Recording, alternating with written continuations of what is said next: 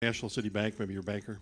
Can you give us a backstory on how that all resulted? Well, you obviously, I was thrown out of the industry.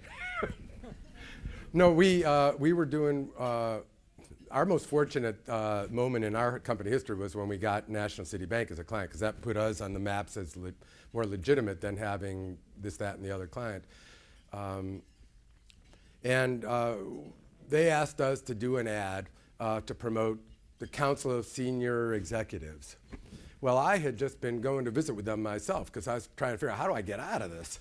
You know, because I was running a big a $35 million ad agency, and I didn't like running it at all. I didn't know anything about running a business. I just knew how to write stuff.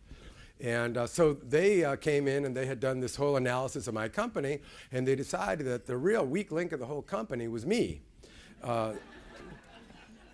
So National City agreed. They thought so too. So they made me do an ad on their behalf for Cozy, and the ad was, well, it looked like this. It was like, and it was, they told me to fire myself. So I did fire myself, and ended up with a company that's now owned by the wonderful guys at that table over there, who actually do a much better job than I ever did. I'm sensing a theme here to your... What's the theme? Self-deprecation. Oh, no, I'm really good. I mean, I'm not going to lie. I'm really good at what I do. I didn't do it beautifully along the way. Some of the things were a little upsetting to people. Okay. So, any other questions from maybe one of the outside tables? Oh, go ahead. I want to know if art directors and copywriters wore three-piece suits back in the 60s. We all wore suits. Everybody I knew wore a suit. I think I remember them wearing ties and jackets, especially making a presentation. I don't remember. It wasn't until probably the late 70s that it started with the jeans and T-shirts and stuff like that. David? They certainly did in our agency, because for about 25 years we represented the Richmond Brothers Company, which was the largest maker-seller of men's clothes in the United States. So, hell, I slept in a three-piece suit.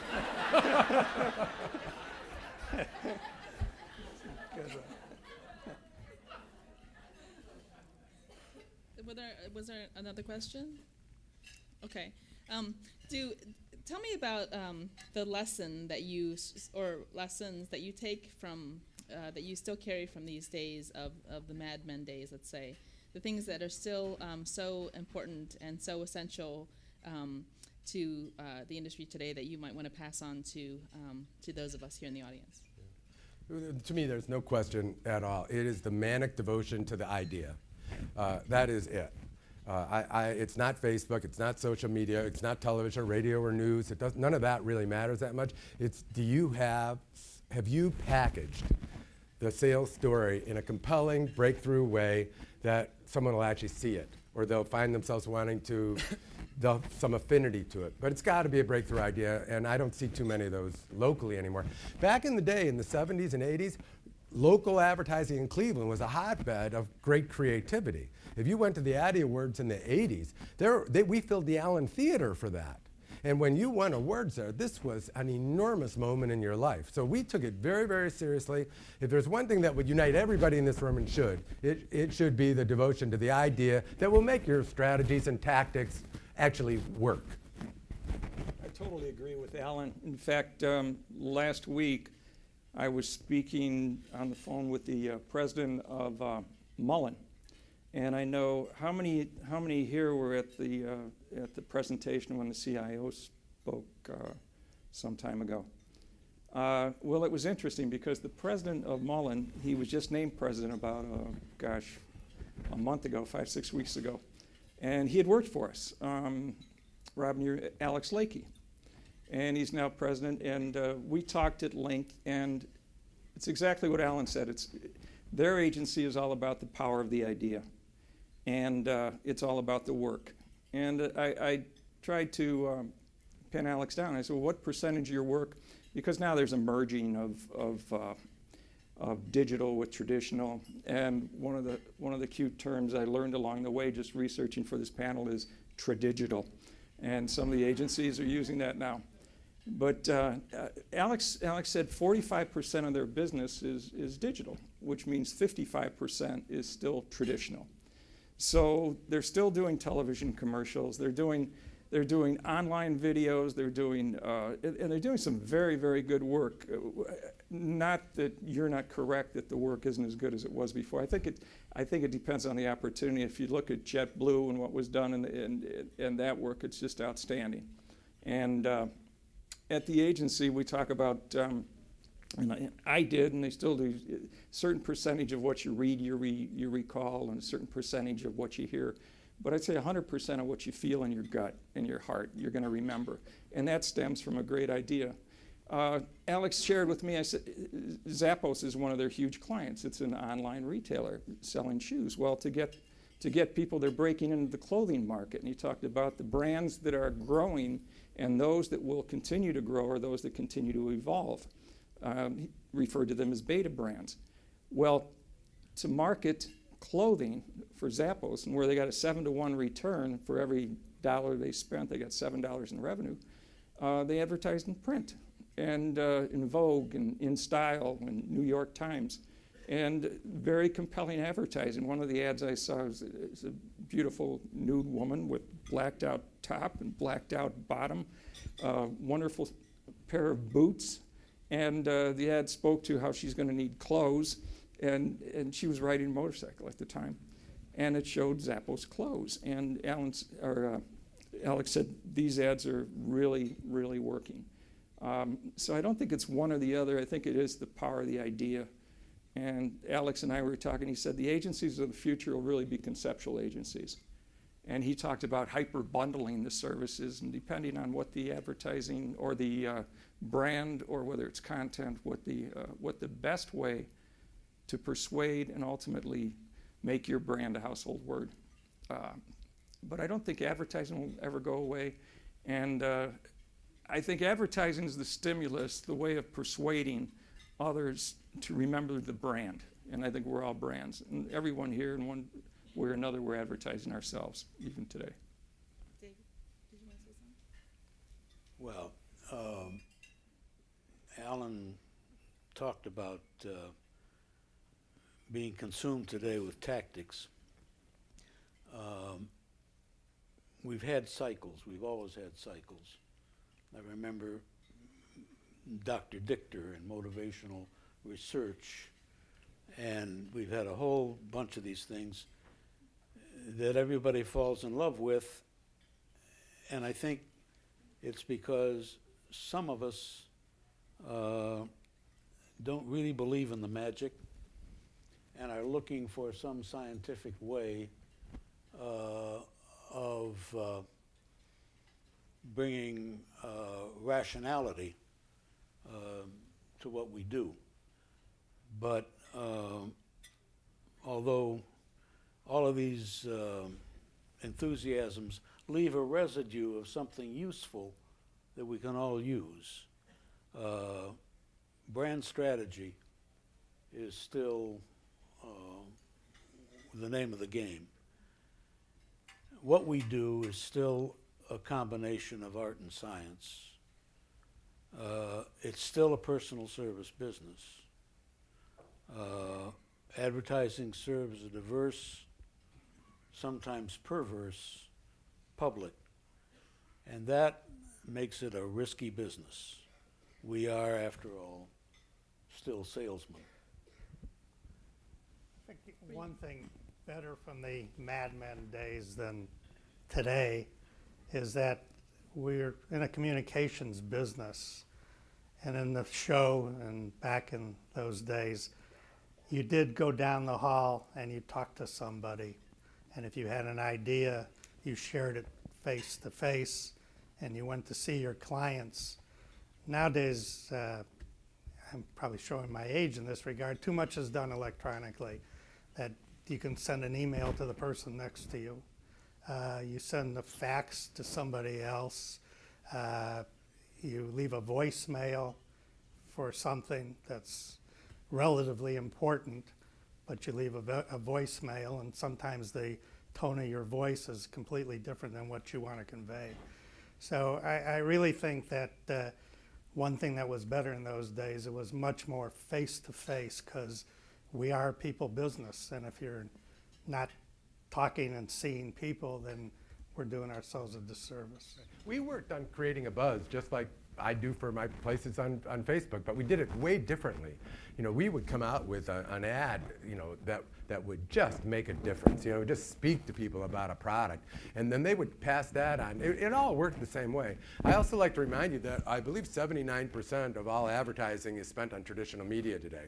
There's nothing more exciting than seeing the back cover of a magazine with a brilliant ad with 3 words on it that just nails it, right? You cannot do that with posting where I'm eating tonight on Facebook. So I know that we need experts in media. We needed them back then. There was plenty of data available. We were able to do real-time broadcasting, by the way, in the 60s. We didn't have any problem with that. It was called television and radio. Your media people need to embrace all the media out there. It's not like television's useless now. You know, we're just applying everything we learned about television to how we make moving images appear elsewhere, right? So I just tell y'all, you don't get all wrapped up in the new media all the time, because it's been going on, as David said, it does go in cycles. The bottom line is, I don't care how smart you are, how good you are, even how good your product is. If you don't know how to sell, look someone in the eye and sell them something, what does it really matter? You're just going through the machinations of it at that point. And I think too much advertising today is too invested in the tactics and the theory and the science, and not enough, as David said, about the magic. And you know the magic when you see it. Remember the Volkswagen ad that said it's ugly but it works? Okay? I still remember that to this day. That created a brand called Volkswagen. Are you doing that for your clients? Are you giving them a big, wide ceiling there? Is it possible for them to bust through that thing and make it big? Is it possible for you to bust through that and make it big? Your agencies, how is that going to happen? We're not accounting firms. You know, I think that's really important to know. Ad agencies are definitely not accounting firms. They're advertising. They're built on art and tactics, but mostly we're all salesmen, like he said. And if you find yourself a person that really can convince someone of an argument, think about how you do that and apply it to this stuff, because automatically being on Facebook does not make you successful. Being on television doesn't make you successful. How many of you have had clients that you had a failed commercial, they said television doesn't work for us, right? Anyway, well, that's pretty much what I have to say. Well, I agree with that. I mean, I very few people in this room want advertising to succeed as much as I do. Yeah. because my line of work depends on it. Go ahead. I think it's a tough time for clients. I really do. I mean, one of the things in talking with the president of Mullen is the trend today is there's fewer people who have to do more work. And that's on our side, that's on the client side. And the demand for return on the investment is greater than ever. And there's so many different venues, so many with the digital world today. And where should we be? Why should we be there? Who should we be talking to? It's no longer just how and what. It's where and when, and with whom. There's so many ways to slice and dice the target audiences and find out as much as you can about them. And it is a combination of art and science, and I think always will be. But at the end of the day, to Alan's point, you do have to do work that's just breakthrough, that's riveting, that's compelling. And the only way you're going to do that is if the work engages people, emotionally connects with them in some way, and if it's online and it's a two-way and there's an exchange back and forth, or if it's television, it just has to be incredibly provocative, whether that's and evoke an emotion, and whether that's one that makes you cry or laugh. Our agency, and I think the Brokaw brothers, now that they've taken over the reins, have carried it forward. I think we're more known for humor than some of the other emotions that can be stirred. I'll give you an example. Going back to the 70s, I did an ad for colon rectum cancer. And the headline was, if you're over 40, you better get your butt to the doctor. And that's, I mean, there's other ways to express that, but for me, I chose humor. And I think at the end of the day, you're trying to touch people, and and connect with them in a visceral way. To Alan's point, how many of the people in our audience here still feel that magic in their jobs, in their careers, in their day-to-day work? I mean, how many of you are still feeling that in your jobs? Half of them work for me. Does anyone else have a question for our panelists? You guys didn't raise their hands at all. Nobody raised their hands from our table. You guys are going to have to explain it to this. Go ahead. Individually, what would each one of you deem as your most successful and or memorable campaign nationally? And it could be done by sales, by, you know, a slogan, a lyric. Mine is easy. There was a bankrupt racetrack on Northfield Park, and they came to me, and I only got bad times back then. You know, they were desperate, right? So they came to me and asked, can I save this racetrack? So I came up with a slogan and a campaign called "Every 19 minutes the place goes crazy." Any of you ever even hear of that? Oh, that's good. Well, anyway, that is probably the thing I'm best known for. And we ended up selling that campaign to 8 or 9 other racetracks around the country. And that's a great example. You know, I always believed in contrary advertising. You find, what is it that people think about that's most wrong? Well, they thought going to Northfield Park was boring. So my answer is, every 19 minutes the place goes crazy. What the hell you want? Right? Your turn. Well, I'm filtering whether I should talk about a current client or whether I should go into the clients of my past. I'll talk about one from my St. Louis days, working on what's now called Natty Light Beer, Natural Light, and developed a campaign with Norm Crosby, who was known for malapropisms. And we did T-shirts, "Don't Get Misconstrued." And one of the commercials in the campaign was, at that time, Miller Lite was using jocks. We used comedians. I got to work with Henny Youngman, who wanted jokes from me, of all things, which was hysterical, and to send him jokes. For those of you who don't know, he's the one who used to say, "Take my wife, please." And the punchline in that spot was, "Take my beer, please." And but the one commercial within that group of commercials that did a great job at raising awareness for the name Natural Light, because the strategy, we talk about strategy, was all about people didn't know what to call it, Anheuser-Busch, Busch Light, this, that. And so just say natural. And that was with Raymond J. Johnson Jr. He doesn't have to call me Ray, you don't have to call me Jay, you can, and so on. And it played very well. Within Brokaw, the agency that I started, literally out of my living room after I got fired from Griswold, the campaign that kicked it off, I'd say, was a Ruggles campaign locally. And that did real well, the Scoop Scoop Yum Yum. Using the voice of Garfield the cat to give a national presence to a local brand. And just focusing on one medium, which happened to be radio. And every client wonders, where am I going to get the biggest bang for my buck? And now you have so many media channels to consider. It's insane. So I would say that. And of course, RTA and UH and who else in the airport. Actually, the airport's website was voted #1 by Forbes for airports, which was a good I think thing. you stole my headline from RTA for that, by the way. Probably so. It was, we wrote, RTA was for people going places. The pros steal, the rookies create. Oh! Well done, well done. That's why he was a bigger agency. David, Harvey?